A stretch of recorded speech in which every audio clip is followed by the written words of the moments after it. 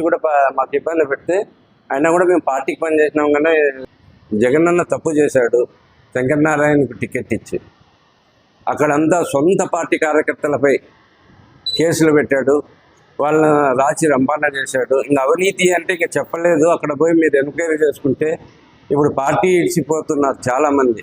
ఎలా అంటే వాళ్ళు పీడిచ్చి పిప్పి చేసి ఓన్లీ వైఎస్ఆర్ పార్టీ కార్యకర్తలతో డబ్బులు లాగటంతో వాళ్ళు పార్టీ ఇడిచి ఇప్పుడు వెళ్ళిపోతున్నారు. ఈ విధంగా చేసిన టికెట్ ఇవ్వడం తప్పు అనే ఉద్దేశంతో ఇక్కడ ఇండిపెండెంట్గా చేశాను. అదే 7 లీటర్ పాలకు ఒక చుక్క విషం వేసిన విధంగా తయారు చేసేసాడు. దాంతో ఆయన ఓడిన బాధ లేదు, పార్టీ బలోపేతం అవుతుందన్న ఉద్దేశంతో నేను రెబల్గా పార్టీకి నిలబడి పనిచేస్తున్నాను. ఆయన్ని ఓడించడమే నా కర్తవ్యంగా భావించి చేస్తున్నాను. ఆల్ ఎమ్మెల్యేస్ కూడా తిరిగినాను. గతంలో ఆయన పెట్టిండే కంప్లైంట్స్ అన్నీ చెప్పాము. అయినా కూడా ఈ రోజు కూడా కార్యకర్తల మీద కంప్లైంట్ విత్డ్రా చేసుకోలేని పరిస్థితిలో పార్టీ ఉందంటే పార్టీ బలోపేతం చేయాలనే ఉద్దేశంతోనే ఆయన మీద ఇచ్చేసి ఈరోజు నామినేషన్ వేస్తాం. పార్టీ మాతో గుర్తించలేదు. సజ్జల రామకృష్ణారెడ్డి దగ్గరికి పోయినాం, పెద్దిరెడ్డి రామచంద్రారెడ్డి కంప్లైంట్ చేసాం, బొత్స సత్యనారాయణ కంప్లైంట్ చేసినాం. వాళ్ళకి పార్టీ ఉండాలనుకున్నారు, లేదు మనకేం ఐడియా లేదు. కానీ బట్ వాళ్ళు కూడా చర్య తీసుకోకపోతే ఈరోజు పార్టీ బలోపేతం ఏ విధంగా అవుతుంది చెప్పండి. ఈరోజు గాలికి వచ్చేది మా పెనుగొండ వన్ సైడ్ అయిపోయేది. అలాంటి కాన్స్టిట్యున్సీలో ఇప్పుడు మేము గెలాలంటే కొంచెం కష్టపడాల్సిన పరిస్థితి వస్తుంది. ఆ బుద్ధి పోదు కదా. మన కులాలు గుర్తించమనే చెప్తాము. ప్రతి పార్టీకి కులాలు అవసరం. ఆ కులాల్లో కూడా గుణవంతులను, నీతిమంతులను గుర్తించి టికెట్ ఇస్తే ఎవరైనా పార్టీ కష్టపడి పనిచేస్తారు.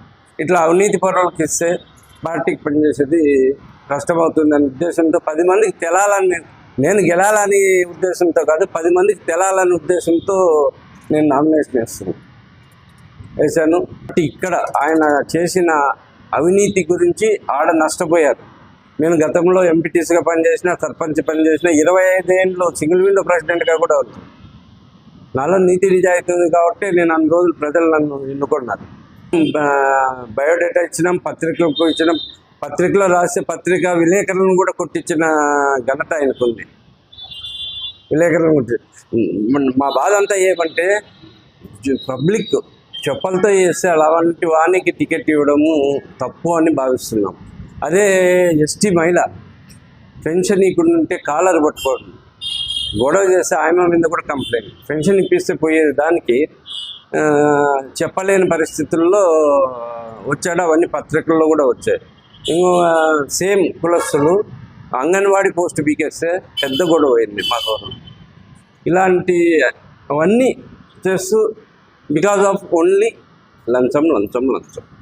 జడ్పీటీసీ పోస్టు కూడా 18 లక్షలు తీసుకున్నారు, ఎంపీటీసీ కూడా డబ్బులు తీసుకున్నారు, ఎంపీపీకి తీసుకున్నారు. వాస్తవం కాదు, మీరు వెళ్ళి విచారిస్తే తెలుస్తుంది.